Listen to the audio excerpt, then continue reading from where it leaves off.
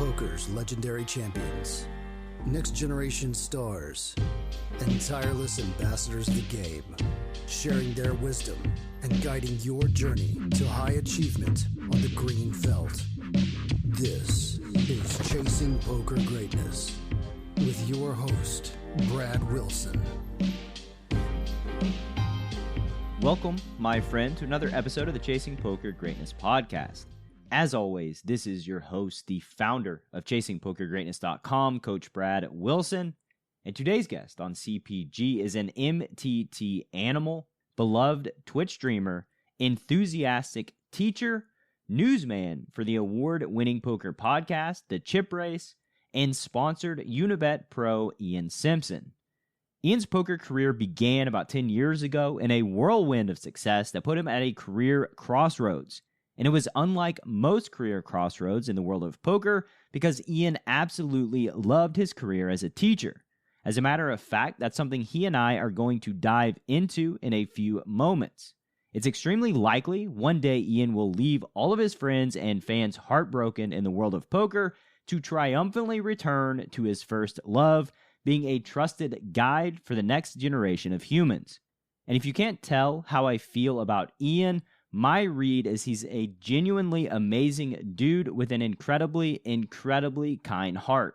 In today's conversation with Ian Simpson, you're going to learn how Ian stays motivated and hungry in his poker career, the one thing Ian values most in the world, here's a hint, it's not poker or teaching, the origin story behind Ian's rocket-like explosion onto the poker scene in 2012, and much more. Before you dive into this conversation with Ian Simpson, I wanted to let you know I'm currently running a free Nuffle promotion. If you've never had a Bovada account and live in the United States, simply visit freenuffle.com to get step-by-step instructions on how you can get Nuffle for free. Don't worry, it's easy mode and involves clicking a link, making an account, and making a deposit. And yes, before you ask, I do get an affiliate reward if you sign up. That's why I'm bribing you with a free $199 course. One more time, that link is freenuffle.com. And now, without any further ado, I bring to you the incredible Ian Simpson.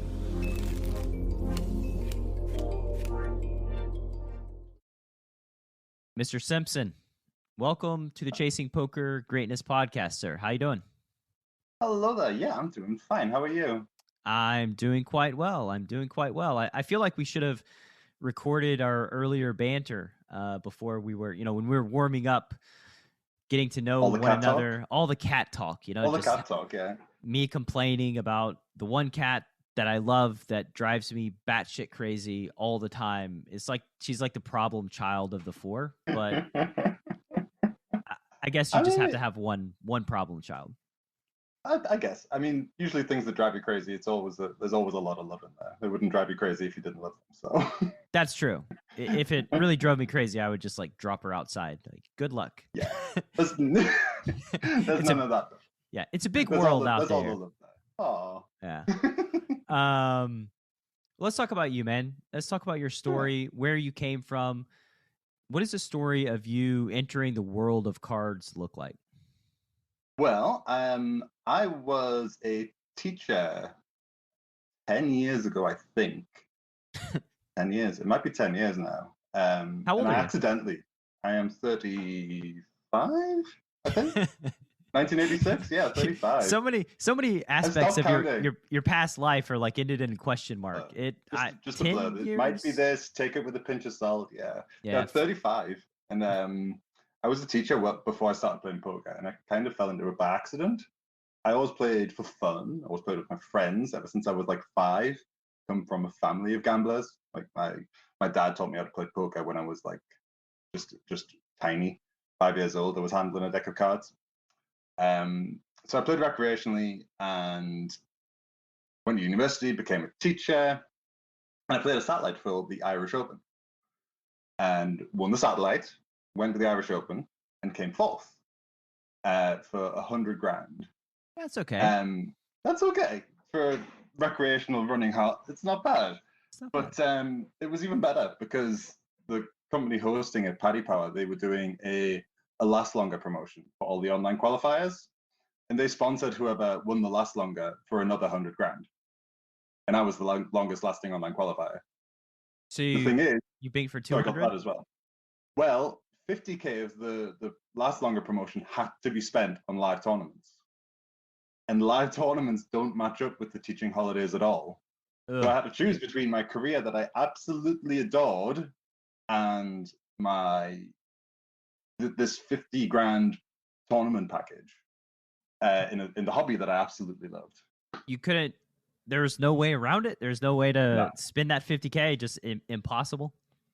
I don't think so. All the teaching holidays happen when there's just not very much live poker. Is school year round? Yeah. Well, it's there's I think it's 192 days of the year with holidays intermittently. But if all the EPTs didn't line up with the holidays, the Irish Open was the only one that lined up with the holidays. The World Series doesn't line up with the holidays. So if I wanted to realize any of this, there was just no way around it. So I had to pick between teaching and this 50K package. But you're brand new to poker, right? Like you're brand new to like the professional poker lifestyle, right? Like that's got to be a pretty big risk, even with the 50K. Absolutely. So I decided to take the once in a lifetime to travel around and go back to teaching afterwards was the plan. It's a good plan. Yeah, teaching jobs were in pretty high demand, so I was confident I could get another job. So I was playing for a year on the sponsorship package. My girlfriend at the time, now wife, she supported my decision, and she was just my rock. She was just fantastic. She's a teacher as well, and she knew how much I loved the job, and she knows what the job entails. And she stood by me, and the year concluded, and I had one buy-in left. I think of the 50K in buy-ins, I think I got a return of like 35K. So down 15K, I guess, but for a recreational, turning that 50 into 35, actually being able to put that in the bank. Yeah. It's a free roll. I mean, it's a free roll. Yeah, right. It's a free roll. But I had one tournament left to play. It was the Irish Open again. And I went and won it for 265. Come on, get out of here. I know, just obscene run good. It gets disgustingly even better because my wife, my now wife, had supported me throughout the whole year. So I proposed right after I won it. I actually had the ring in my pocket, and I was going to propose. It's in Stephen's Green in Dublin, which is this lovely park area with like lots of ducks to feed. It's just really tranquil and lovely. I was going to propose there, but when I made the final table, I realized that if I did it on the cameras, then everyone at home, my parents, her parents, aunties, uncles, brothers, sisters, they could all watch it happen. Yeah, save yourself some phone calls.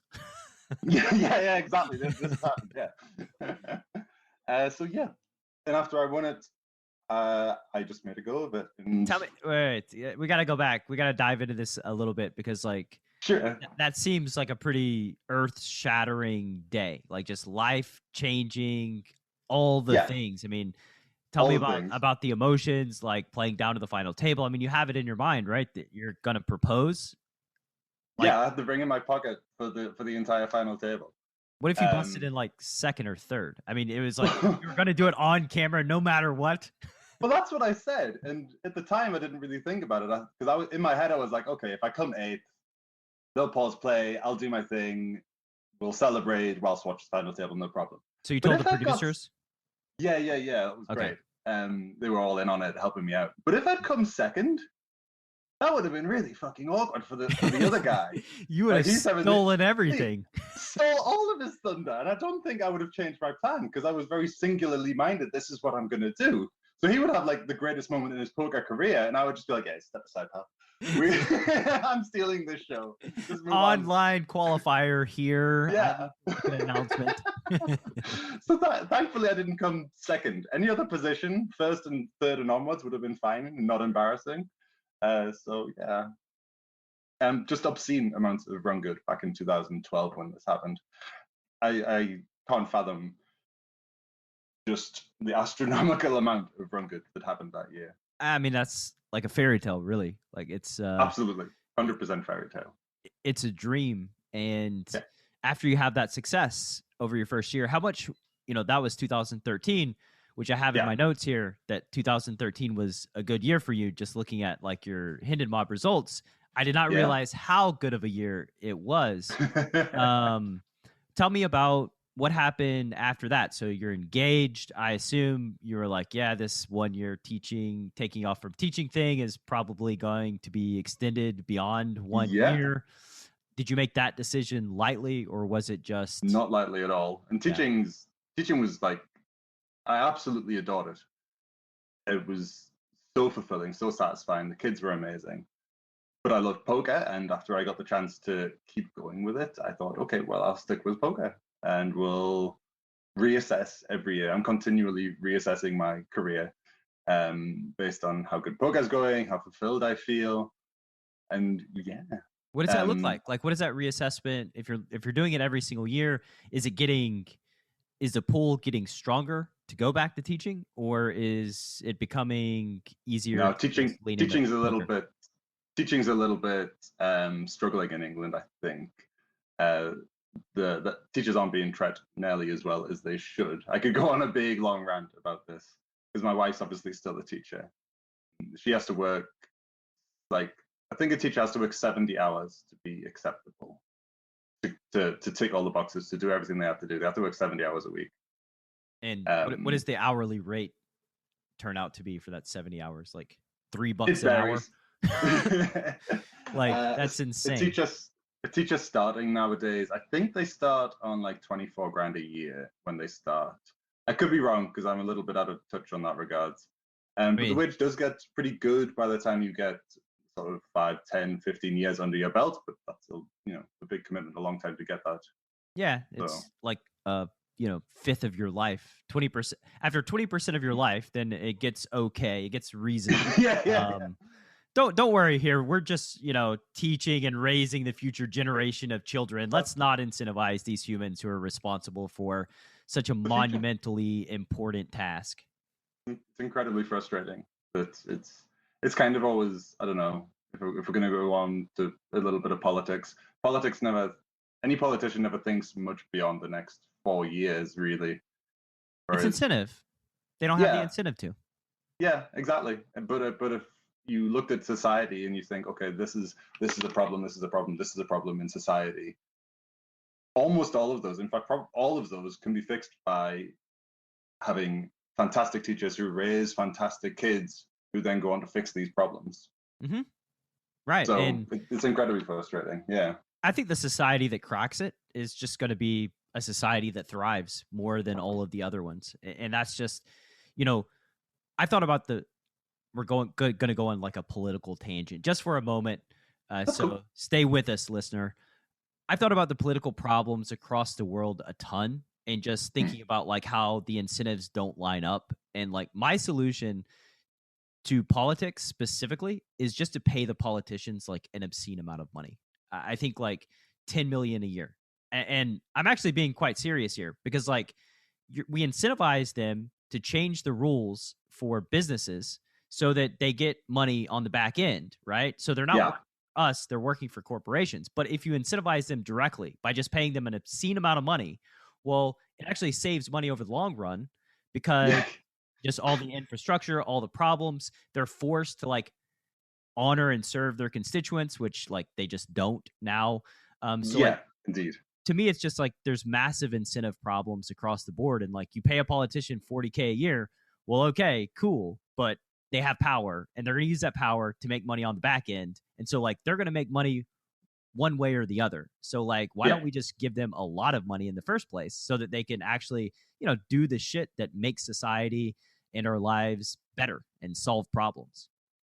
Yeah, and they're just not held to account, I feel, across the political spectrum across the world. They just seem to be able to get away with whatever the heck they want. They make the headlines for doing some horrible stuff that would see the average Joe fired from their job, divorced from their wife, whatever. And then something else happens, and the thing that we were guilty of is just forgotten about by everyone. Yeah, I mean, it's obvious to me, because it's like when you we talk about like making policy, right? Well, that just means making the rules by which we all live. Well, these people are making the rules. So when they get in trouble, obviously they've made the rules in such a way that they don't really get in trouble because like they're in charge of making the rules, which is like, they can just wriggle out of it. Right. Like they have that, like white collar crime and blue collar crime. Like my wife and I were watching a show where like somebody stole something, like it was a McDonald's scandal. They stole like $50 million through the Monopoly game over the course of like 10 years or something. And they use all these resources. The FBI investigates. It's this big operation, spends God only knows how many millions of dollars trying to crack it. And then like at the end, the ringleader of the whole deal gets like 3 years in white collar prison. And it's like, what just happened? Wow. And like, how did that happen? I'm surprised they got jail time, to be fair. Usually right. It's like, white collar crime. That's actually unusual, isn't it? Yeah.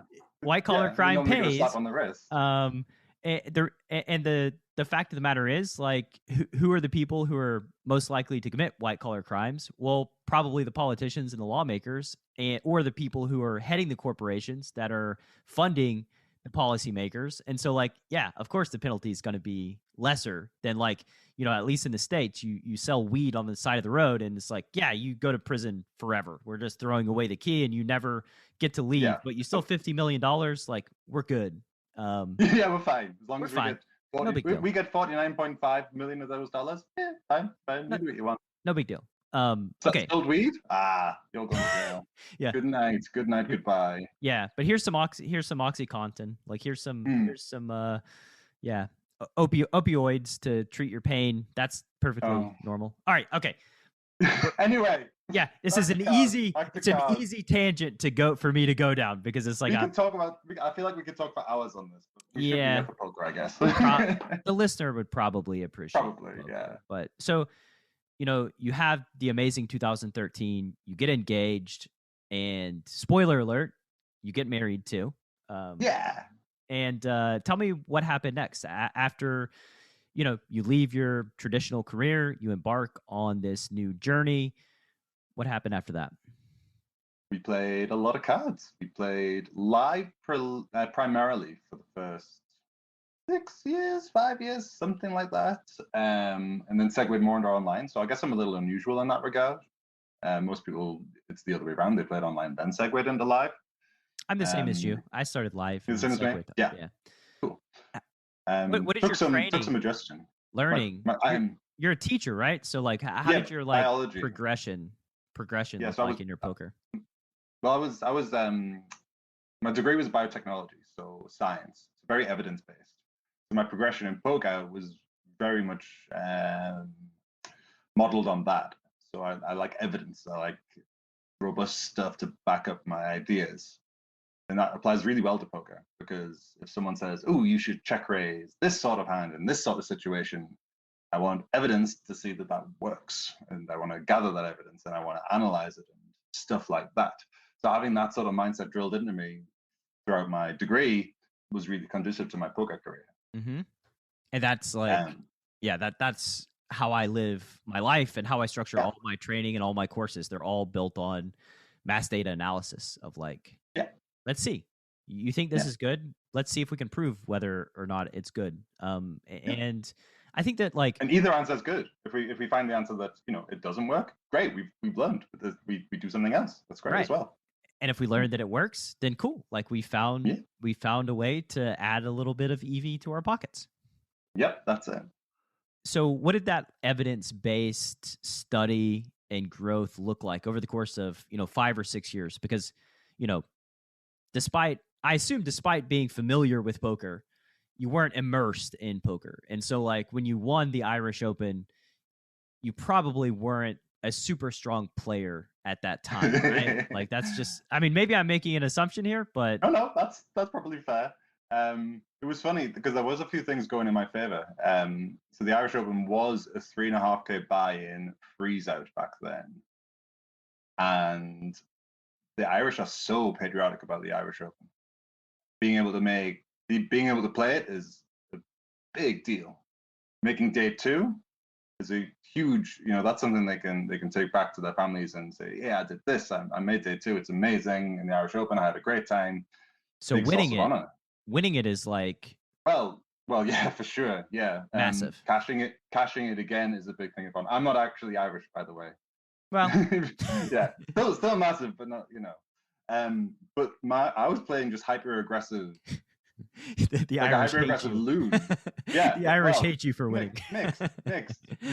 They're romantic too, typically. So when I proposed, I think I won a lot of them over. They like the romance. Yeah, so, that's good. You had that in your back pocket. Yeah. But being hyper aggressive in a tournament where people didn't want to bust really worked. So my ranges, I didn't know what ranges were then. I was just playing very aggressive, and it was working. So I kept doing it, and well, that's kind of one of the reasons it was working. And when I ran into someone who it didn't work against, I just got there, just filled in the gut shots or the flush or the set or whatever the heck it took, and that happened for 4 days, and that's essentially how I won it. Yeah, I mean, that's how it goes, especially early on with tournament success. You just and I think like being hyper aggressive gives you a chance, right? Like especially if bullets are overfolding, you're able to just chip up with kind of minimal. You realize your equity pretty much regardless. So if that equity is 10%, and you run that 10%, and think, happy days. In post Irish Open, we moved to online a lot more because if you can get good at online, well, you don't have the overheads of what live travel has. You don't have the flights, the hotels, this, that, and the other. And online suits family life a bit better.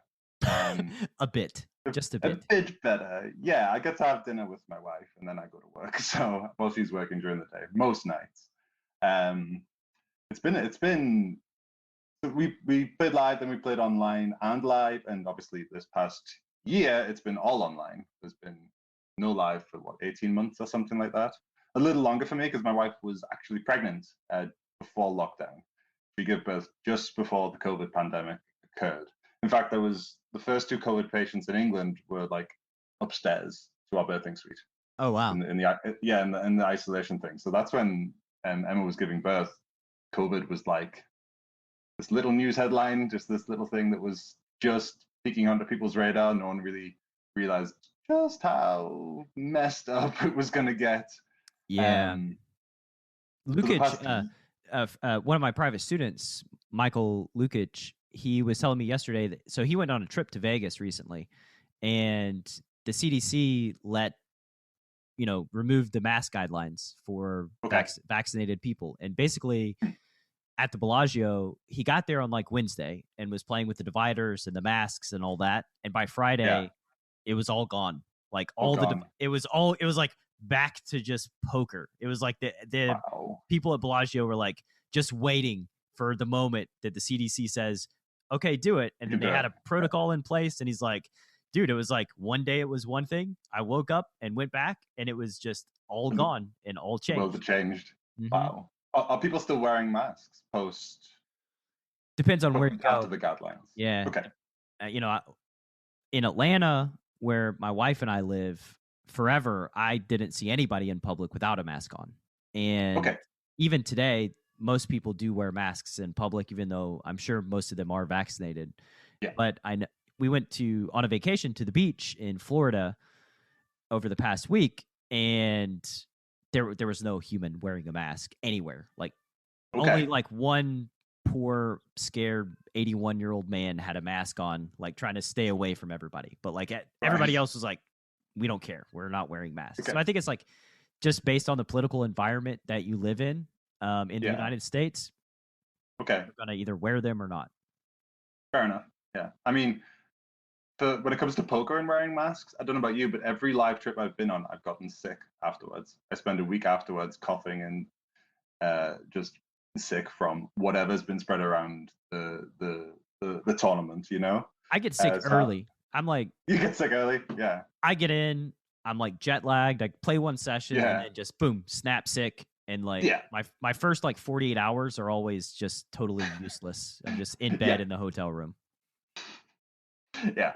So I mean, I kind of think I'll wear a mask anyway for that reason, to mitigate that. But we'll see. It definitely takes something away from looking at your opponent in tells and stuff like that, wearing a mask. So I'm not really totally decided because I am booked up for the World Series for 2 weeks come November. I guess I'll see how I'm feeling about it all, and we'll see what the variants are like around then, how safe we think everything is, because at the minute the vaccines are holding against the variants, it seems they're still very effective against them. So fingers crossed that stays the same and the vaccines continue to do the good work. It's like poker, right? Just make a decision and then decide based on future data points and take it as it comes. Yeah. And you got what? When is the WSOP this year? I'm flying October 31st. November. Yeah, that's November 4th is the main event, I believe. Oh, wow. So October, November will be the... Yeah. See, I don't play tournaments, so I'm like totally out of all the tournament information. Fair enough. Yeah, I will be going to the WSOP this year just, to... You playing cash? I don't know what I'm going to be doing. I have to create a plan because I'm building a business, I'm growing my brand, and I think it's just good to get out there. And I mean, for one, like at this stage in the game, I have like 180 something episodes of CPG, and nice. I want to meet people, I want to get out there and network for sure. Yeah, I want to see Dara, I want to see David, I want to see you now, and the Jason Coons and the Galfons and the Junglemans and Matt Berkey, like all the people that have been on the show that because it's weird. I started my podcast and it started getting popular right around the pandemic, so I haven't been able to visit anywhere, meet anybody. That's been one of the crushes of the pandemic, is the social aspect of it getting taken away. I've got some very good friends in poker who I might have only seen 5 times a year before the pandemic. And the pandemic's just highlighted, one, how much I care about those people who I might only see 5 or 6 times a year, and just how important those relationships are to me. Just having a meal and a chat about a hand with someone who I only see very infrequently. And those being taken away has been, a big deal. Yeah, it's but at least it'll give us gratitude moving forward as we experience this. Yes. Just going out to see a movie and have dinner with friends is maybe we did that on. Shouldn't take that. We did that for the first time on Saturday. Yeah, we did that for the first time on Saturday. We saw a friend who's also had a kid, and it was just normal. And normal was magical. It was amazing. Yeah, normal is not normal anymore. It was was special. Normal, yeah. I mean, I've been luckier than most because I Twitch. I'm a Twitch streamer for Unibet. Yeah, I'll get that plug in there. But we have an absolutely fantastic community on my Twitch channel, and just the Unibet poker community in general is just the nicest community of people. So while I've missed seeing people in the real world, having this Twitch community together has really kept myself and a lot of the community happy and sane during this past year where we've been robbed of that social aspect. So Twitch has been amazing for that. Yeah, we in Greatness Village, my Slack community, we have every week, it's called Poker Power Hour on Wednesday nights from 7 to 9 p.m. Started it from 8 to 9 p.m., but then people got overzealous and they were like, we're going to do an early one. And then I was like, yeah, go ahead, do it. But I'm not going to be there. And then of course I'm pretty much always there anyway. Of course.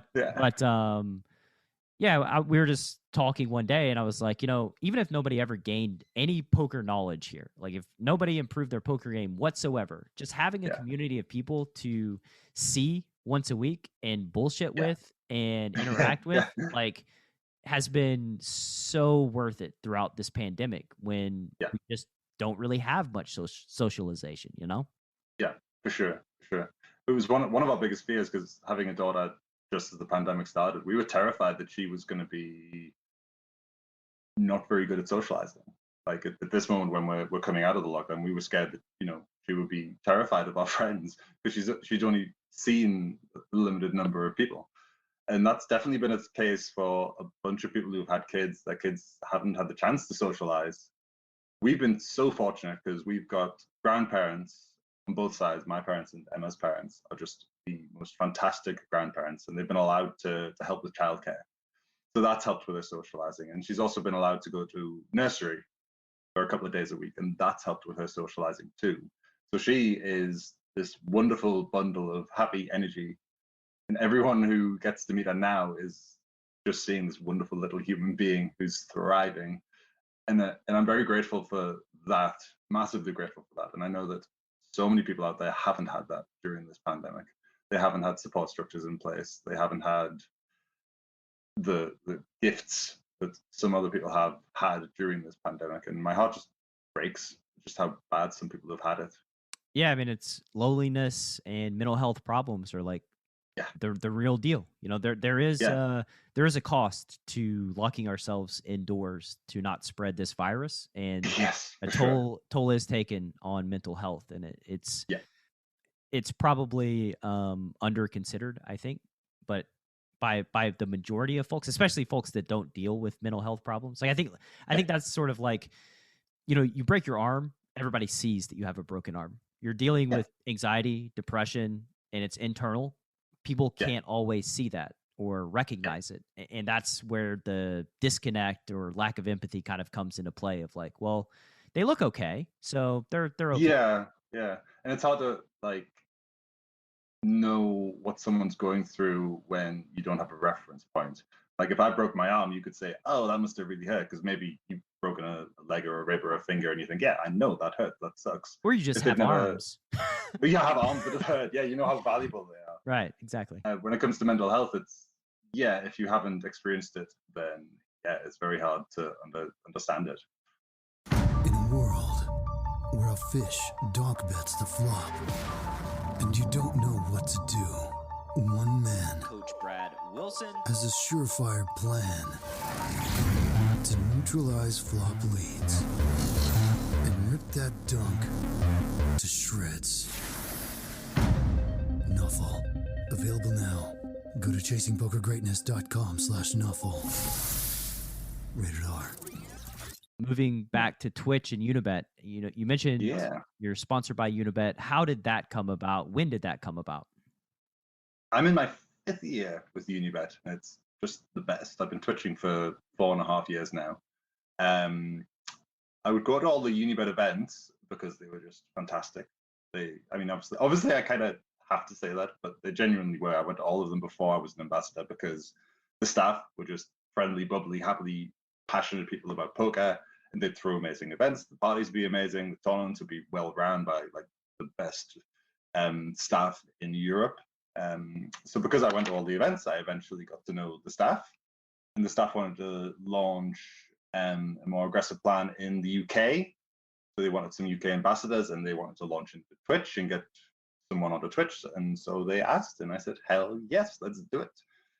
So they pay me to play cards, and they keep doing it. And no one's told them that I was doing that anyway. But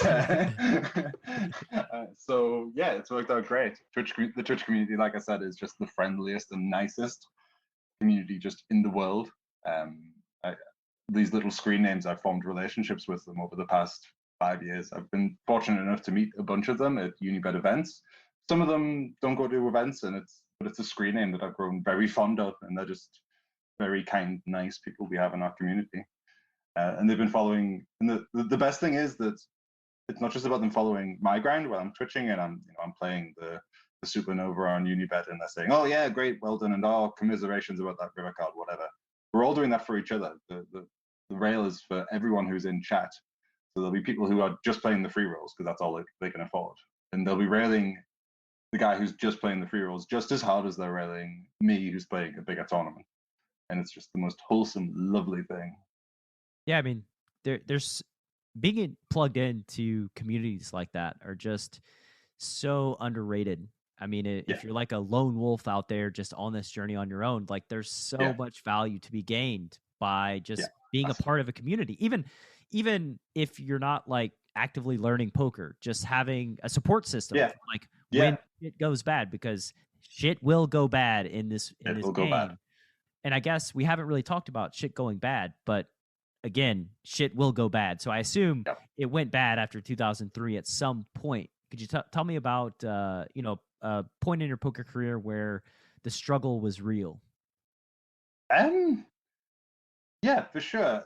I think when I was just playing live, aside from being not very good at the time, if I ran into someone who was good and I didn't have full equity against, I would run into a roadblock. Yeah. Call Full buttons equity broke equals not good for full you. equity was important back then. So that and the variance of live meant that, yeah, I think there was a couple of years where it was not going well. And, if you're playing live, you've got to be playing pretty big to cover the expenses. So any swing in that regard is pretty big.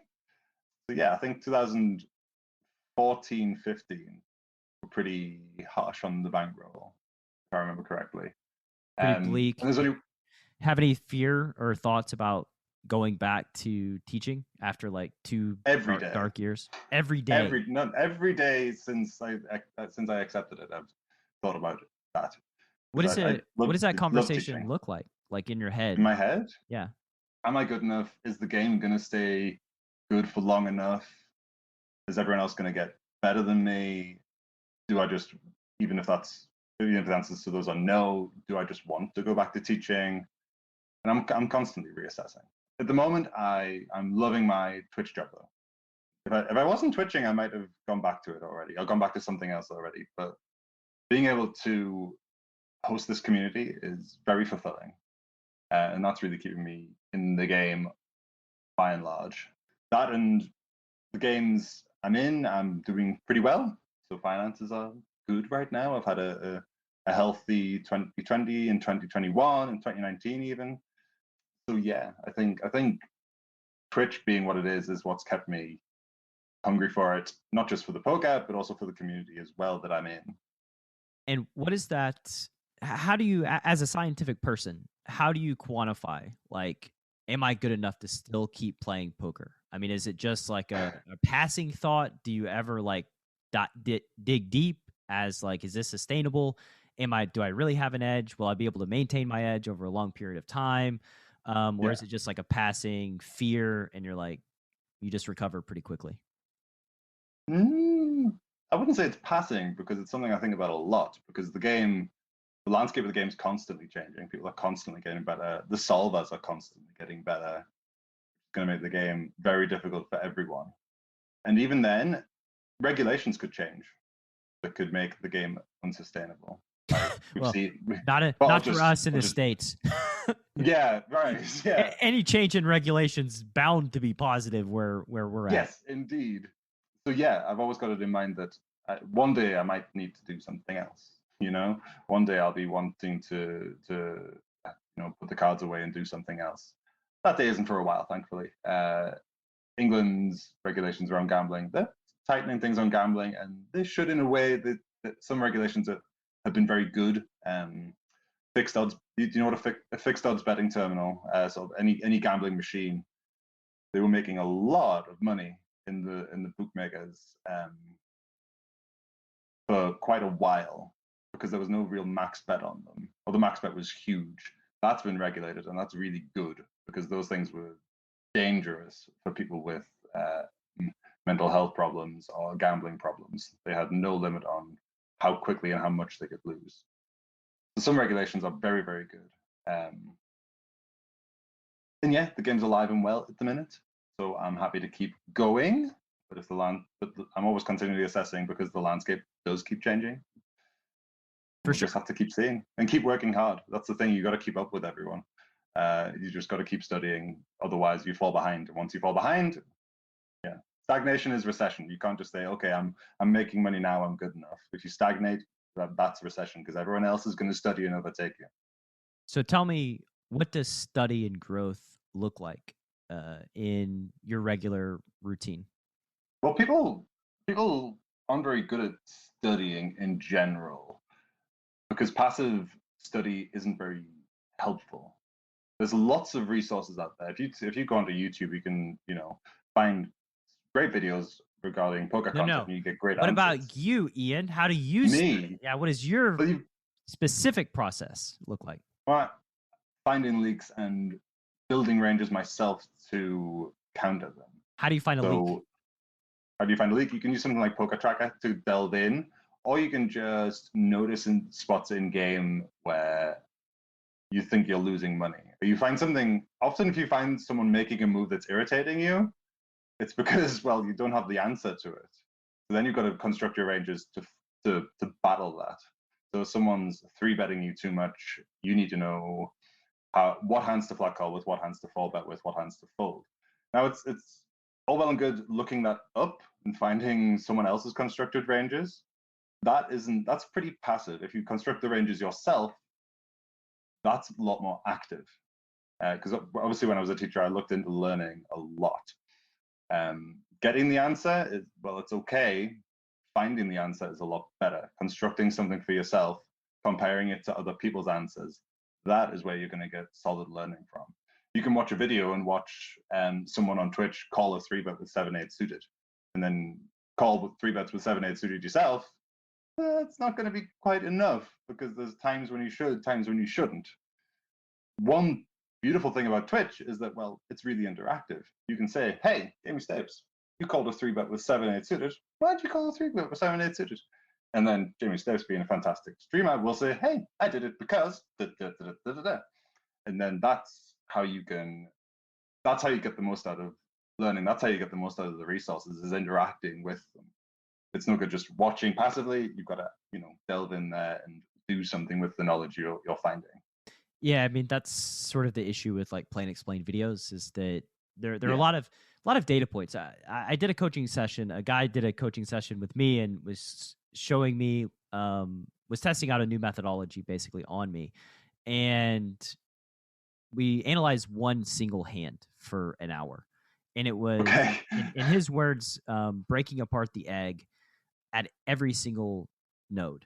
So he asked, what data points were you considering here? And it was just like a long list that I made at every single decision point. And at the end of it, there was something like 100 different data points that I was considering. And this one hand that was played on Zone or Zoom poker, by the way. So like 15 seconds to act for every single decision. Right.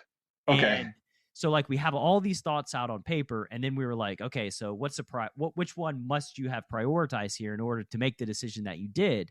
And when you go through an exercise like that, you learn there's a lot of things that you're thinking that don't go through the filter of verbalization. Like you just don't, you can't say everything because it's too much, right? Like it's just 15 seconds. Yeah. Well, yeah. And like a play and explain, even if you have a minute, like in a play and explain, you can't verbalize every single thing that you're thinking about and prioritizing in game. And so because of that disconnect, like you said, somebody sees a player flat with 7-8 suited and they're like, oh, I'm just going to flat 3-bets with 7-8 suited. But you don't see all the data points that they were looking at and prioritizing. So you're not getting the full picture as to why exactly they flatted in that specific situation with 7-8 suited, which is misleading, right? It's like you don't want to do monkey see, monkey do, because then, monkey poops all over you. Absolutely. Yeah. It's an interesting phenomenon, because copycats, there's always been trends in poker, like opening for 3x the blind was a thing, and opening for 2.5x was a thing, and opening for 2.2x was a thing. Whenever recreationals see a professional do something, they'll copy it. And it'll work okay, but it'll not work fantastically, because they won't be applying it rigorously. Well, they don't see the game, they don't see the full picture of the game. They're just, it's too zoomed in of like, I'm doing this one thing zoomed in without zooming out and trying to picture like the whole game tree and everything that's in play, because it's almost like it's almost like a watch or a clock, right? Like you see it telling time, but if you zoom in, you see all the gears, all the mechanics, everything's working in sequence with each other to do these amazing things. But like, it's a good enough. I like that. Yeah. It's kind of the opposite of poker, I think, because like the watch, you see the big picture from the outside, and in poker, you only see the small picture. Right. Yeah. You only see one individual picture throughout one hand. Right. But if you did zoom out, you would see all the gears turning and everything's working together, and how like, there's a reason why certain hands are played certain ways. In a live stream that I did on poker coaching, it's like a private cash game live stream, I said something that actually I had never thought about it. It just kind of like came out of my mouth. And then I was like, oh, wow, that's an interesting way to think about things. I said, I think my aces want to be played this way.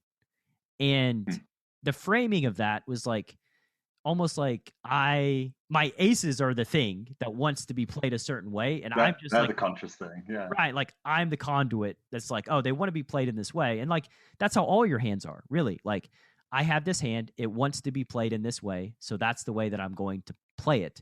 You're just like trying to figure out the best way to play this hand. And like another misnomer I think that causes lots of pain and suffering in poker is like thinking that winning a hand is like the goal, when winning a hand is really not the goal. It's just playing the hand in the way that it wants to be played is really the end goal. And sometimes a hand wants to be folded, right? Like, and we can understand that doesn't feel like winning.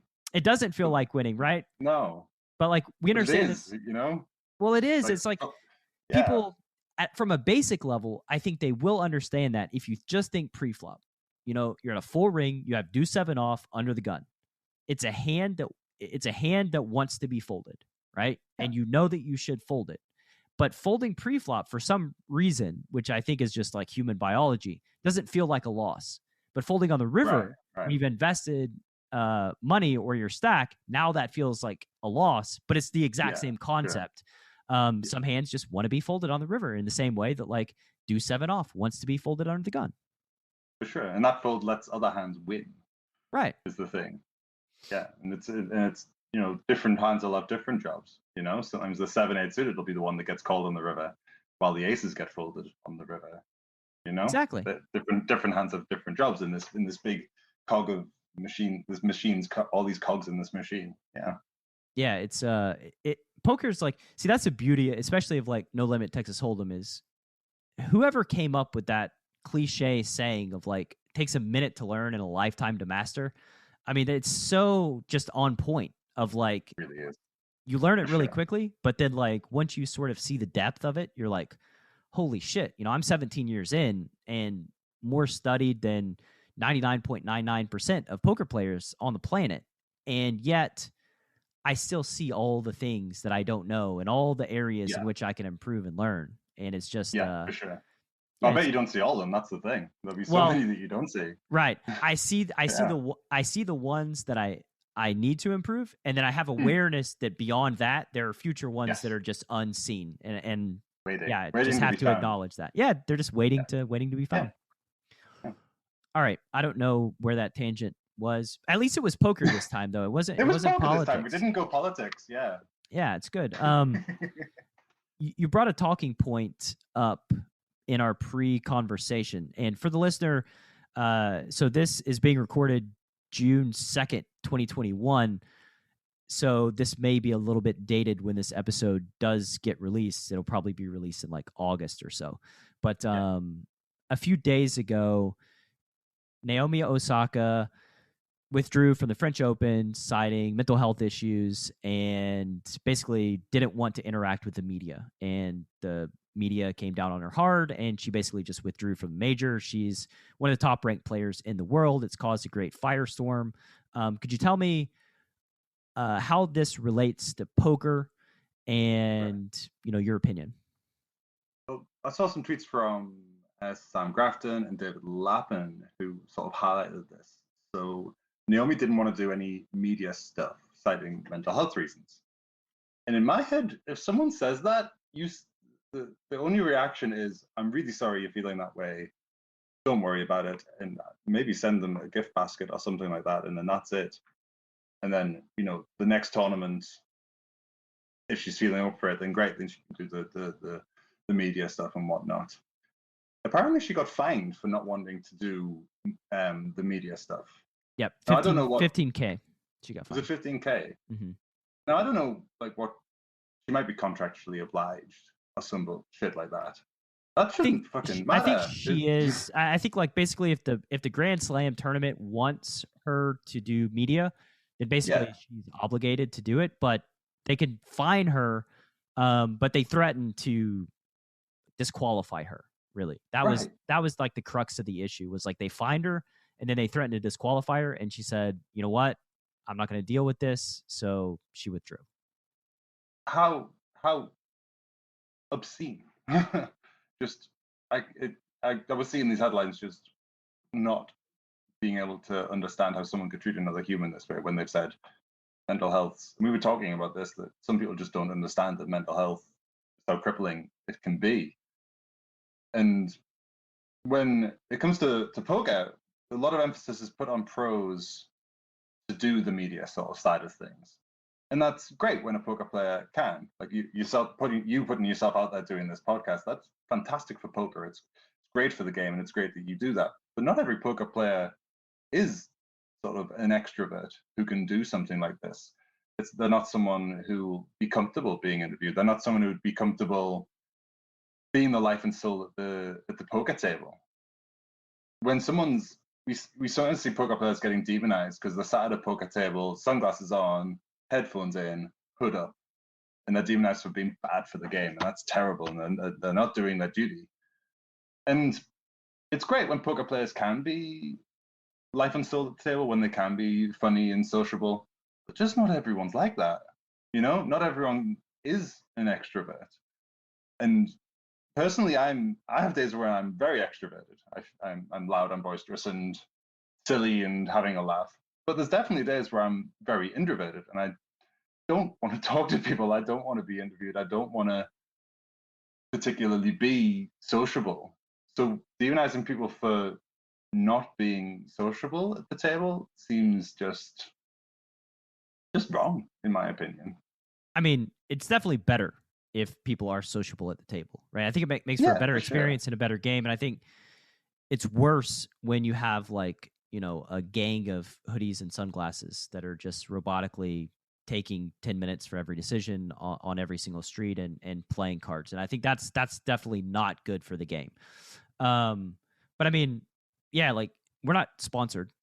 So we're not most poker players around the world are not sponsored pros. And so they don't get, we pay our way in. We buy into a cash game with our money. And so really there's nothing that anybody can do. They can't force us to do these things. Sure, they're not. It's my money, right? Yeah, for sure. It's great when they are, and that's fantastic. But demanding someone being someone that they're not is a bit, well, it's so in my Slack community, Greatness Village, one of my community members or villagers posted a link to a tweet, and I see this everywhere now. But it's called Goodhart's Law, and it was a tweet by Sahil Bloom. I want to give him credit, but it was basically talking about Goodhart's Law as a mental model, and the premise is that basically when a measure becomes a target, it ceases to be a good measure. And some examples of this are, the Soviet Union factories, they paid the factories based on how many tacks they created, right? That was the first target that they made. So the factory created, millions of tiny little bitty tacks that were not useful, but because they got paid per tack, they were incentivized to make tiny little bitty tacks, right? So then they were the government was okay, well, that's not good. So let's change this to pay them by weight, right? So as soon as they pay them by weight, now they make giant tacks that are also useless, but probably blunt. Right. They're just these giant, massive tacks that you just put on a scale, and you're okay, here's your 10K for this one massive tack, right? And another example of this, I believe it was in India. In India, they had a cobra problem, and I believe it had something to do with British colonization. The Brits were we want to incentivize to get rid of these cobras, so they offered a bounty for cobra heads, and so that was the measurement, right? The target was the cobra heads. So what do the folks in India do? Well, of course, they get their cobras and they just start breeding them, and they start cutting off the heads of cobras and sending them in, and then oh my god. Yeah, so they end the program, and so everybody releases the cobras they bred out into the wild, and there was more cobras than began. So this Goodhart's Law, as soon as I internalized it, and I'm okay, so when a measure becomes a target, it ceases to be a good measure. I just started seeing it everywhere. I went to the gym. I went to the gym on the treadmill, and there's this girl on the treadmill next to mine, and she's like sitting cross-legged. And I guess she felt compelled to say why she's sitting there on the treadmill. She's like, I can't get my Apple Watch to sync to my phone for the treadmill, because I assume there's like fitness goals on her Apple Watch, right? And she like sits there for 5 minutes fiddling around while I'm on the treadmill, and I get off the treadmill and go like start using the heavy bag, and she hopped on the treadmill for like 5 minutes, and I knew it before. I knew it was going to happen before it happened. It was like 5 minutes on the treadmill, she just leaves because she couldn't get her Apple Watch synced to her phone. Couldn't record the result. Right, she couldn't record the result. So what's the fucking point of being on the treadmill if I don't get the result on my Apple Watch, right? The number on the Apple Watch is just it's nothing. It's meaningless. Your heart being healthier, your legs being healthier. Oh my gosh. So like, we ignore the negative consequences when we just try to reach that target. We optimize for the target, and I think that like this comes in play as it relates to Naomi Osaka at the French Open, because they have a target. We want this player to do X number of media appearances, and if she doesn't, she's going to be in trouble. And so like they overvalue the media appearances and undervalue that you have one of the very best players, the biggest draw in women's tennis in the world.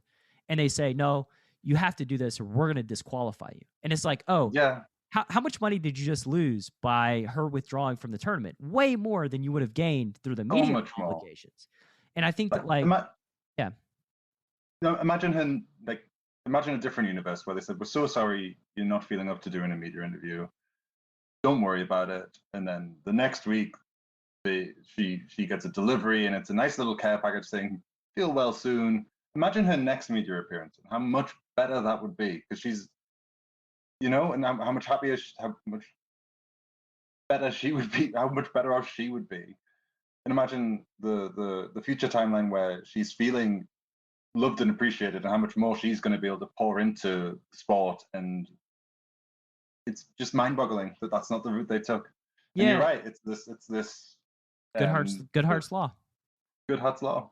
Yeah. And the thing is, there are solutions, I think. Like, if they just reach out to her privately and they're like, okay, well, how do we resolve this? How do we do this in a way that, like, is comfortable for both of us? Whether that be, like, a private interview that's transcripted and she can edit it as she pleases, or have her publicist remove, any misspeak or make it more comfortable for her, whatever it is. Like, they could have made it easy. And that's like simple. That's like easy, no brainer. You could hire any interviewer in the world to just do this. And so that, like, if that eases her anxiety about like being in front of her, because like, let's be real here. Me and you having a conversation on Chasing Poker Greatness is much different than like you being interviewed at the WSOP in front of like 1,000 people all at the same time. It's more intimate.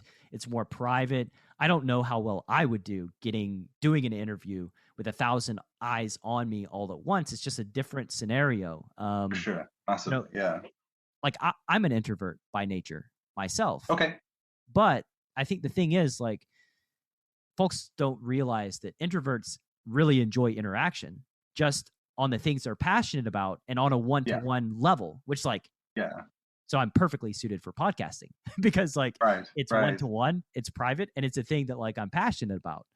So anyway, I just think that like, if somebody doesn't want to do WSOP interviews in front of everybody, whatever it is, like there are alternative solutions. So like, let's think creatively and try to create some win-wins just across the board.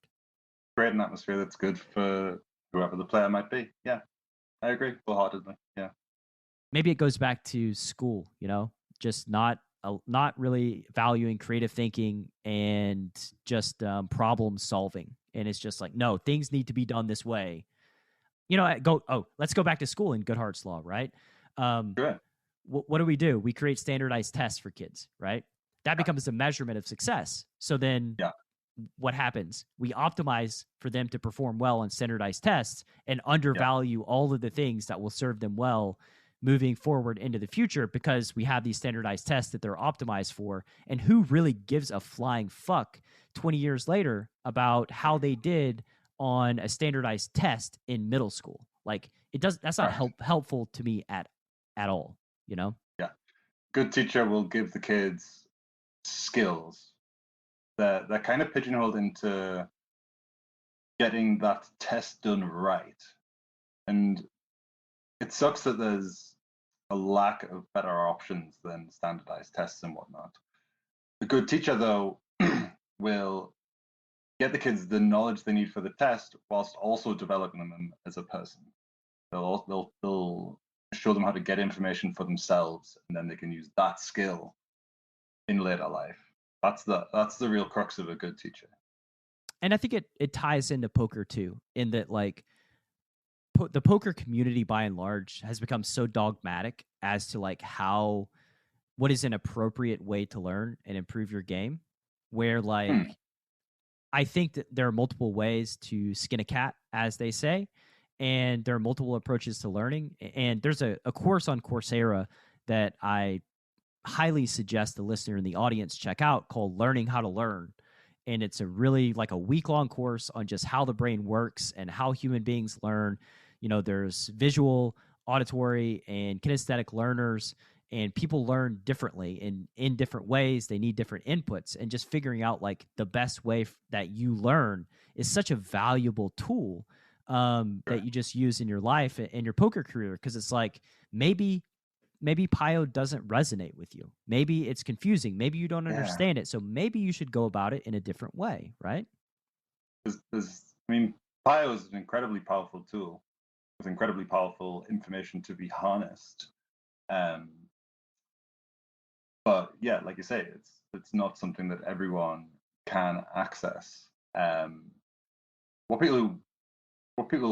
a thing called Bloom's taxonomy, which is sort of a teaching theory, and it's about the different ways people learn, and it's about basically the crux of it is that interacting with stuff is the best way to get something out of it. Creating for yourself, analyzing for yourself, are the higher levels of learning, whereas just getting an answer given to you is the lower level of learning.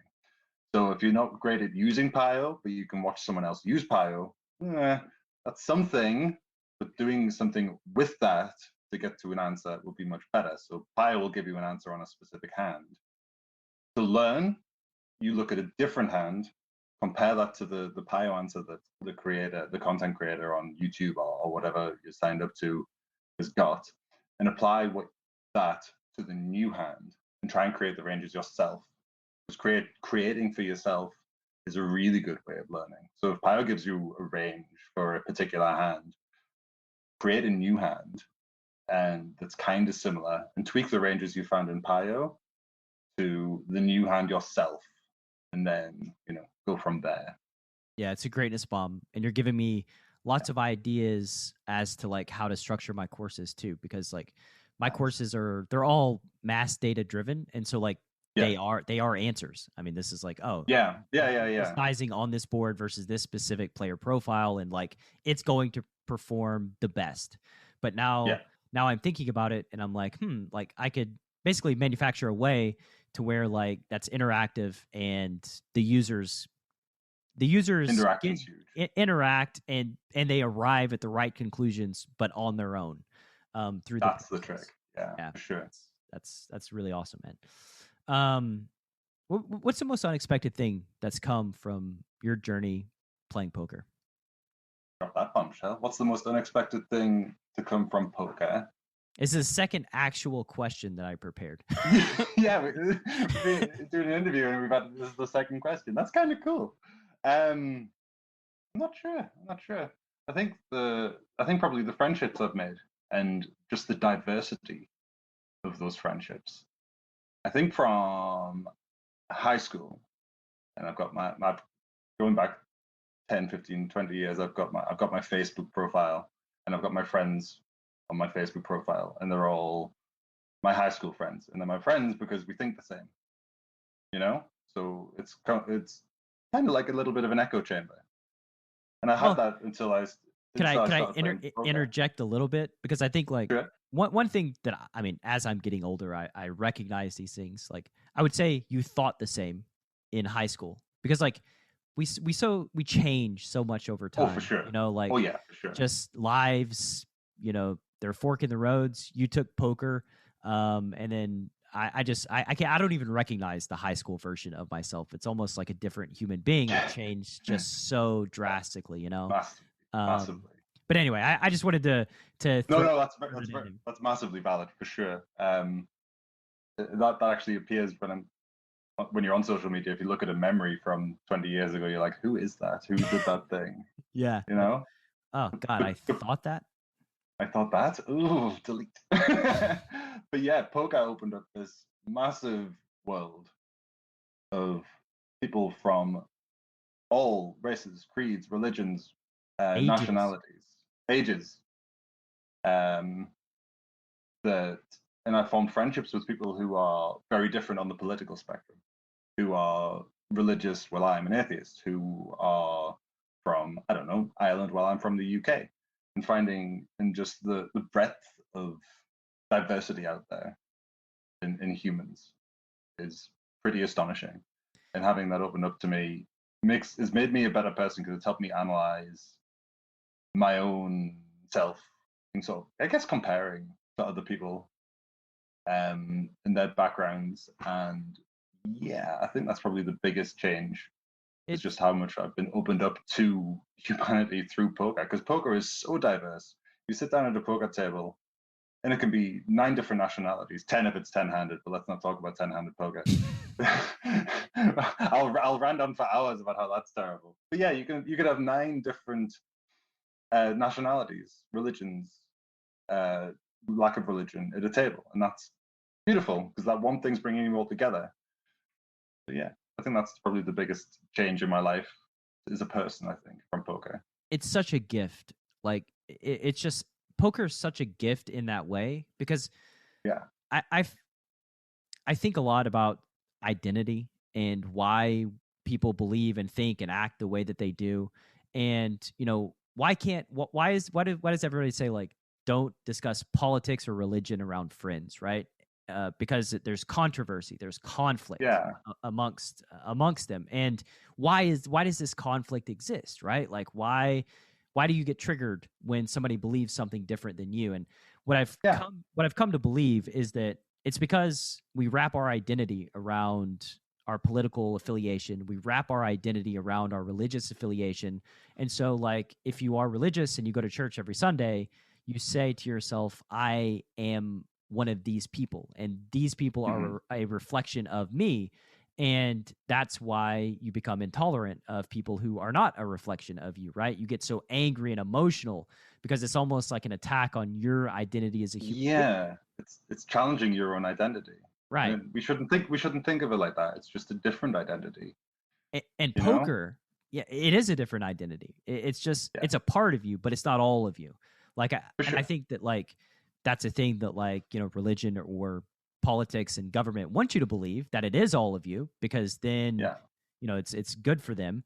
But poker makes it so that you have a shared identity with people across different beliefs, different political affiliations, and you see yourself as a poker player, as somebody that loves this game. And now you're not as threatened by people who believe differently, because you still have that thing in common that's a reflection. That point of commonality. You love this game. Like a rock for it. Yeah, exactly. And that's like just a gift that poker and these, like, games that we play very passionately as human beings give you, is like, you know, it's a different piece of your identity, and it breeds more acceptance of, you know, different human beings who believe different things. And that's great, because there are, how many billion of us are there? Is it 7 billion on the planet? Many. And many. Yeah. And if there was a lot more acceptance, then the world would be a lot of a happier place. So yes, poker bringing that this slice of this broad spectrum of humanity together to be more accepting of each other is huge, is great. Yeah. Oh yeah, it's massive. And I think that, like, it's a gift to humanity. One of the many lessons and pieces of wisdom we can learn from this game that, like, it gets its hooks into you and just doesn't really let go. All right, so we'll go to lightning round here and just skip all the other silly questions. If you could wave a magic wand, change one thing about poker, what would it be?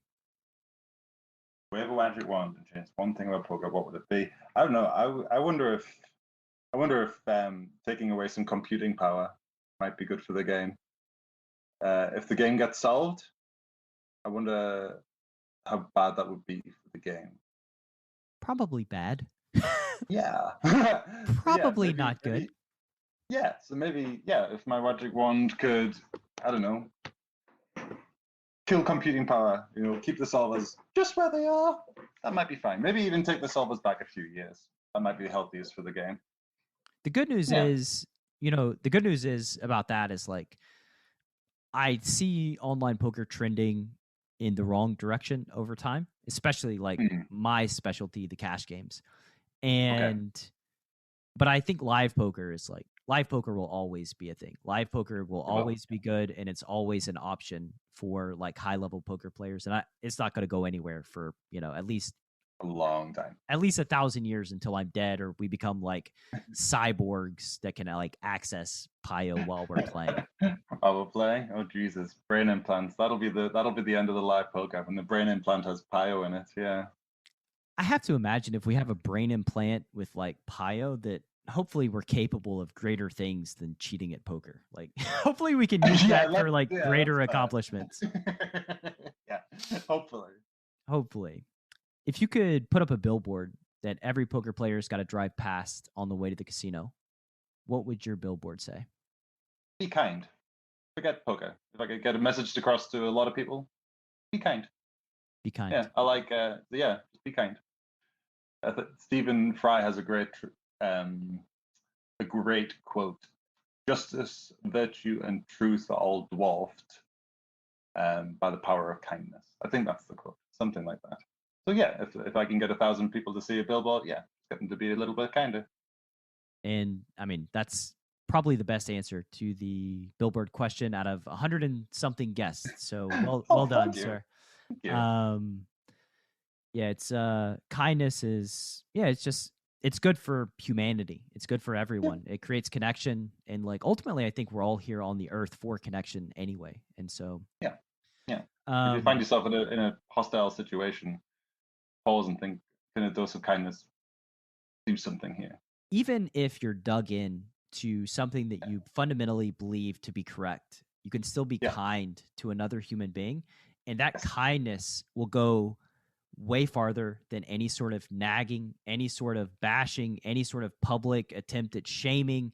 Kindness is it's just such a powerful force, and it's something that like, you see on Twitter all the time of like, I believe something, and then boom, that person just gets smashed over the face, just over and over and over and over again. I don't get this phenomena of the bile that gets thrown over social media. I think poker players ought to know better, and I think they ought to do better. Poker players damn well should, because we play a game for a living, and we understand incentives, and like if the goal is to shift someone's paradigm, you don't influence them by making fun of them. You don't influence them by coming after them. You influence them through kindness, really, through just acceptance of their beliefs. Leading by example with your own actions. Absolutely. Yeah. All right. What piece of wisdom would you like to share to a listener in the audience who's chasing poker greatness? Form a network of like-minded people. You can find them anywhere. The internet is very connected. You can find comment sections on YouTube. You can find Twitch channels. You can find people all talking about poker. If you want to get good at poker, it's great to have people who you can talk to about poker, and you can share ideas and you can analyze things together. Because while it's one player per hand at the table, a lot of poker is about the work done off the table. And that work, you can do it with groups of people. And it's better to do it with groups of people, because humans, we suck at finding our own mistakes, our own faults. That's a thing that the human brain kind of has a blank spot on. So having someone who can help you find your own faults in the game is very powerful. So yeah, forming a network of people who you can talk to about the game is pretty important. And like you said, this is maybe the number one ask of people is like, how do I find these people? Like, I'm a lone wolf. I'm not plugged in. I'm not connected. Well, are you taking steps to get involved? Right? Like I've talked about Greatness Village many times on this podcast. Yeah. You know, you join the Chasing Poker Greatness newsletter. The second email that you get after a Pay What You Wish MDA course is a link to the private community. And take that step.